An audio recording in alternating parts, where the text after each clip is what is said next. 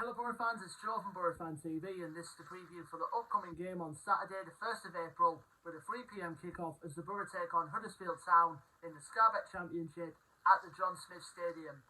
Well, Boro fans, we're back from the international break now with 8 games to go, and just before the break we certainly signed off for the breaking start with a massive 4-0 win at the Riverside against Preston North End last time out, and fair credit, to the Preston North End fans who made the journey. Have probably been the loudest crowd we've seen at Riverside this season, plus for the fact it was their Gentry Day as well, so fair credit to them. But Boro certainly got going on the right foot, and obviously we hit the right note straight away with Chuba Akpom scoring an early first half goal to set the game going, and then against the team where he spent the latter part of a loan deal there last season, Cameron Archer put in a double to put us 2-0 ahead. Obviously, he didn't celebrate, of course, because he was on loan at Preston last season.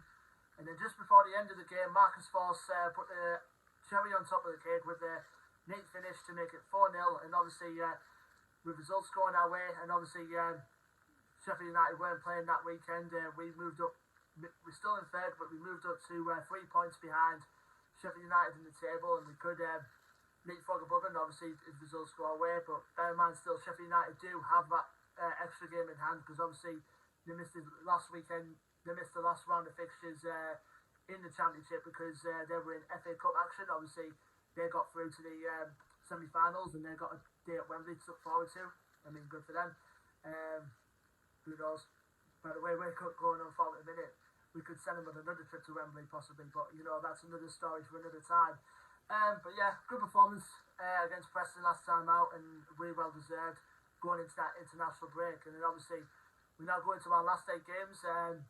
Obviously we've got this one coming up, and then the next round of 3 fixtures we got after that are going to be really the proving point of Boro's season, the big 3 tests, as I like to call them. Basically.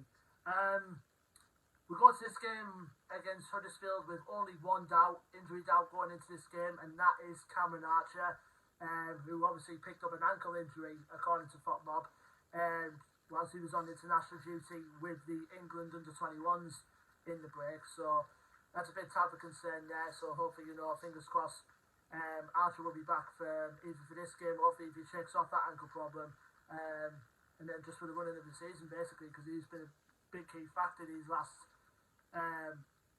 couple of months, basically. So hopefully, fingers crossed if that Archer does recover. Now we're going to our opponents, Huddersfield Town, who are having a bit of a torrid season at the minute. The West Yorkshire side are currently third bottom in the Championship going into this game in 22nd. Their record going into this game is played 38, won 9, drawn 9 and lost 20. So not a good record by any means. But they picked up a win just before the break last time out. They picked up 3 points, and very surprising 3 points if that, in their last game away at Millwall last time out. Of course, all the big talking points from most Boro fans' perspective is who is on the Huddersfield dugout. Neil Warnock. Obviously, it would be good to see Neil again. Obviously, last job he had was with us. Obviously, he took us basically as far as we could, because we were in a dire situation when he got put in charge after Jonathan Woodgate was sacked during the pandemic, and he took us, and a pretty mid-rare season, full season after that in the pandemic era, before the fans were let back in, and it just didn't work after that, But it's good that Warnock came in the way he did and got us out of the poor situation we were in a few seasons ago. So I take a huge credit for Warnock for that. But he's back at Huddersfield, where he had a successful spell a decade or so ago. I think he took them to a couple of playoff finals, I think I do recall. Huddersfield, like I said, a bit of a rocky season, and hopefully, good news for them on the horizon, because obviously, they have a potential takeover from an American businessman on the horizon. Which have been in the pipeline for them, from the last few seasons, from what I hear. But like I said, on the pitch, it's been a struggle for them. I know the third bottom, a win for them, and the team above them, the moment Cardiff, are currently 3 points above them, and they can go level on points for them, but Huddersfield would need a huge favour from Swansea City to keep Cardiff City at bay in that local Wales derby they've got coming up. to have any chance of Huddersfield progressing up the table. But hopefully, once the Boro come around, that's hopefully not to be the case. But Huddersfield, they do have a decent squad. They're a good mix of experience and youth put in that team. One player to watch out for in particular is going to be Danny Ward, who's been in and around Huddersfield for quite some time now. And I think he's one of their proven scorers in this division. And obviously, we know about Jordan Rhodes as well, ex-Boro player, and he's their current top scorer at the moment with 5 goals. Michel Hellick is another player as well I've been very impressed with for Huddersfield. He's a keen leader in the back, I'd say, for Huddersfield. Thomas Vlasic, who's a big main goalkeeper. I've seen him about in the leagues up and down this league and also in Scotland as well. Josh Karoma, a very pacey winger who can cause problems on the right-hand side from what I've seen from Huddersfield.